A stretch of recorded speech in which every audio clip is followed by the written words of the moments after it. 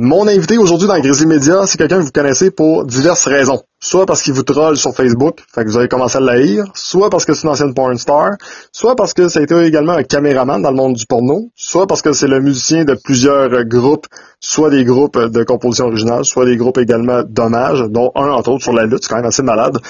Également, c'est un booker, c'est un gambler, bref, vous le connaissez sûrement sur au moins un surnom, de Pinch. On va aller lui parler pour essayer de connaître un peu la légende, comment ça s'est créé, tout ça.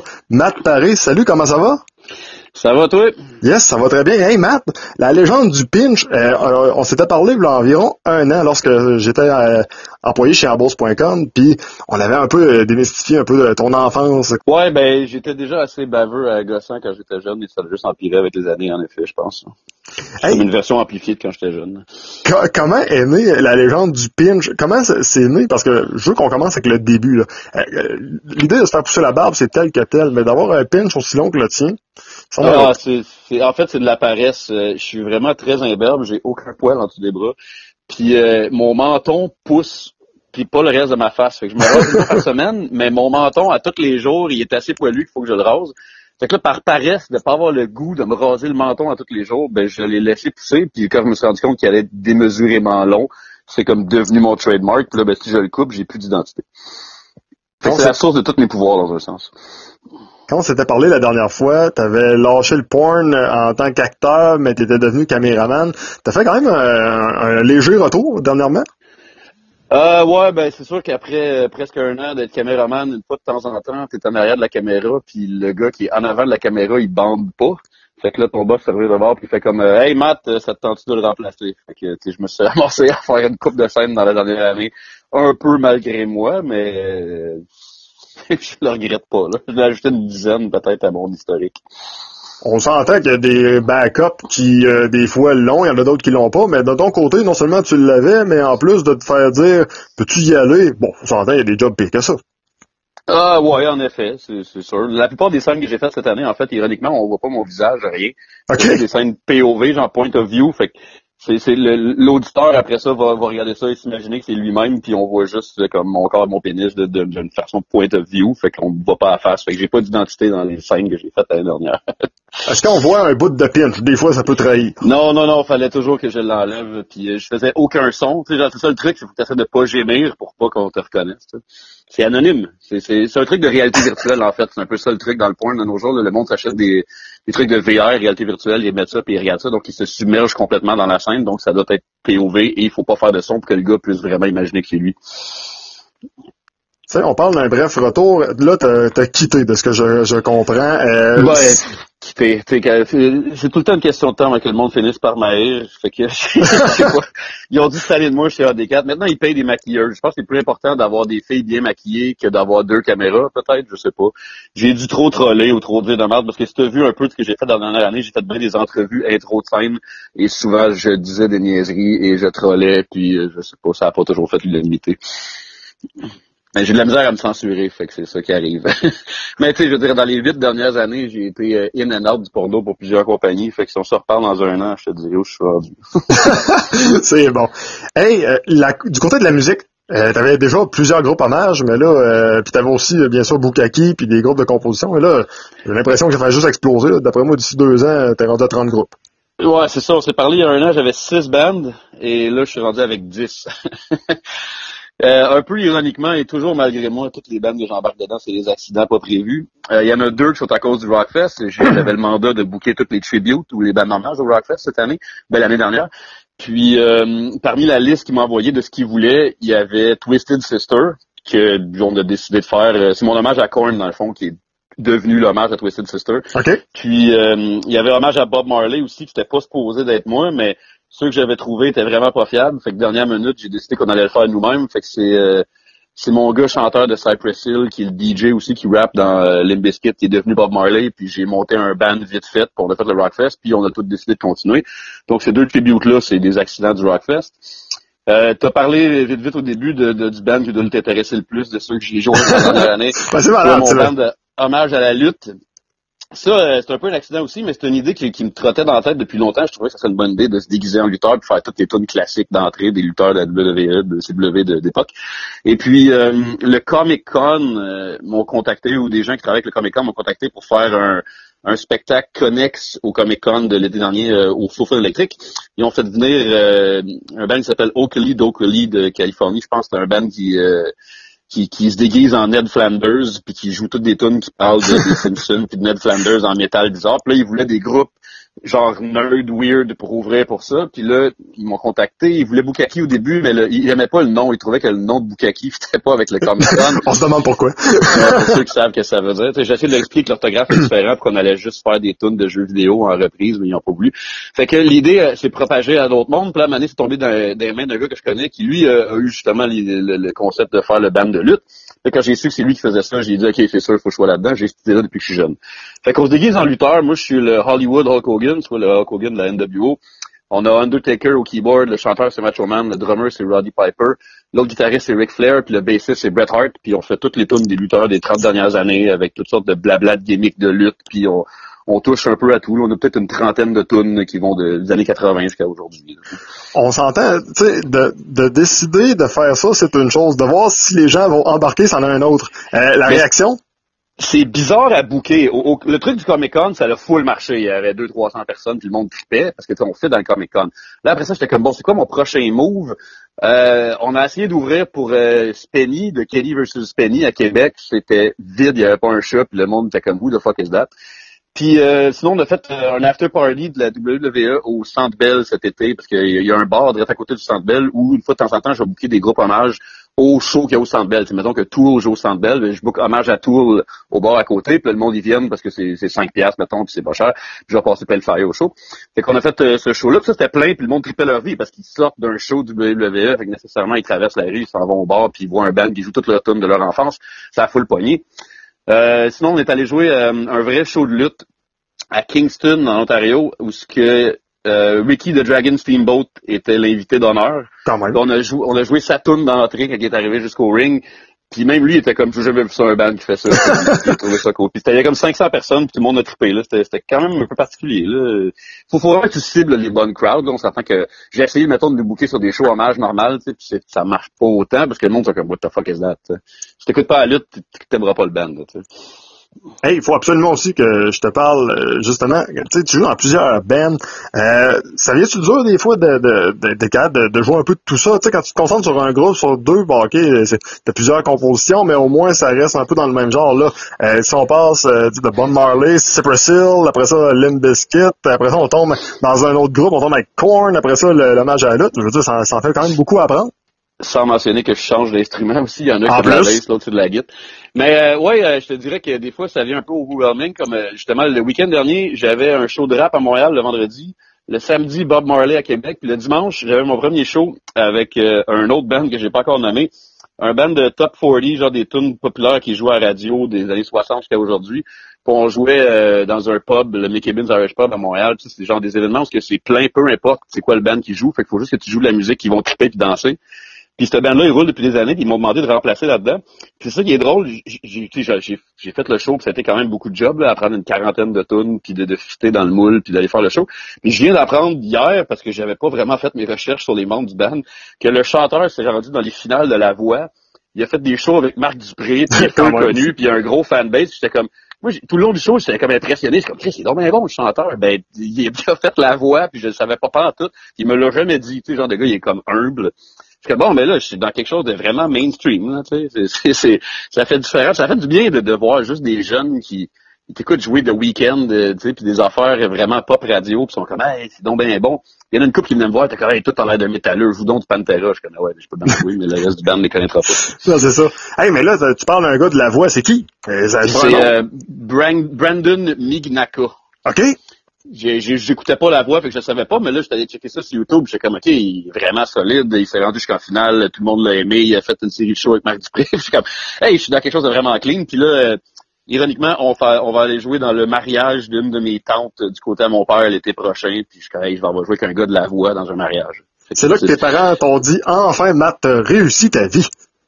Ben, je sais pas si j'ai réussi ma vie, mais j'ai fait quelque chose de clean et d'acceptable mais, tu sais, quand ma tante, elle a dit, elle parlait à Noël qu'elle allait faire le mariage, tout mon oncle, il a dit, hey, Mathieu, faut qu'il joue avec son band. Toutes mes tantes sont à faire des jokes qui voulaient pas de death metal, puis d'égorgement de bébés morts, puis il a fallu que je regarde, je fais, hey, j'ai plusieurs bands. Puis là, quand je leur ai dit que j'avais celle-là, ils ont fait, ah, qu'est-ce que vous jouez? Puis je leur ai laissé une couple de tours. Ils ont fait, ah, faut que tu fasses le mariage, absolument. Bon, ben voilà.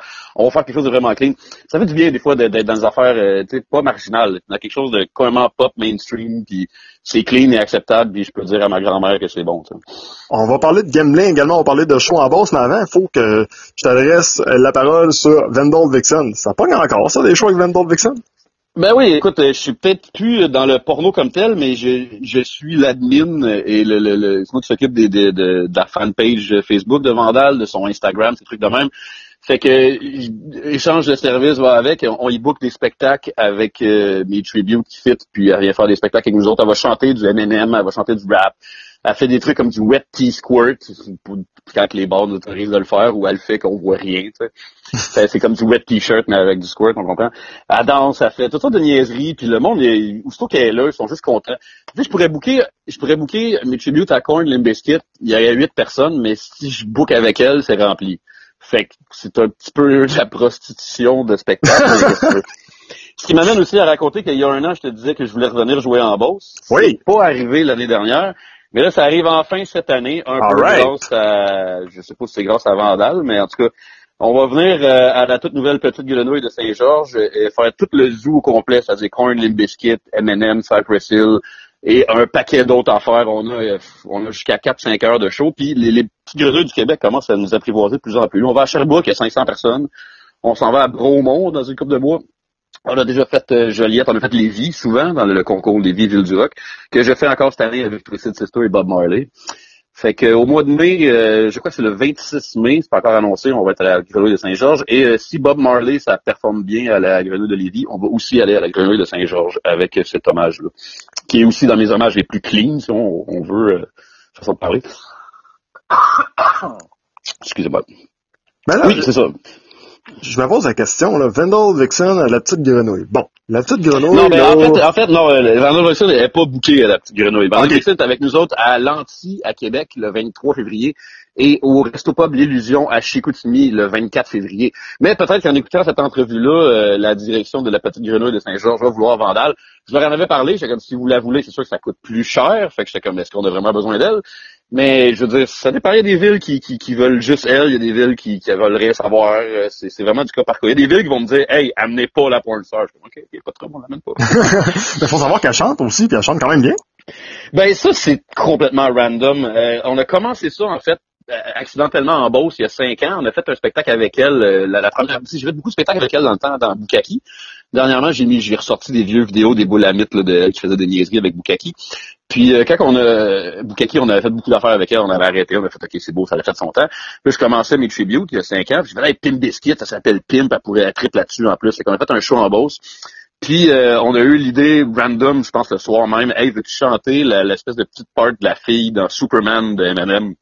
La fille a dit comme, je sais pas, 12 mots dans la toune. Puis elle a dit oui, je vais le faire. Fait que là, elle l'a fait.